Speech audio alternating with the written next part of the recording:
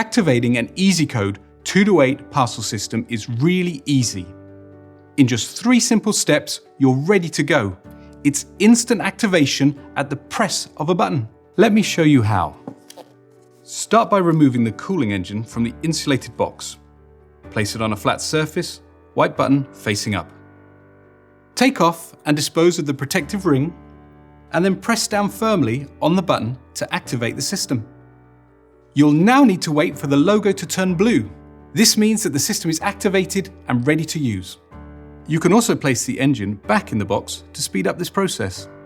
Now that your engine is ready, you can start packing the clinical or biological samples into the insulated container.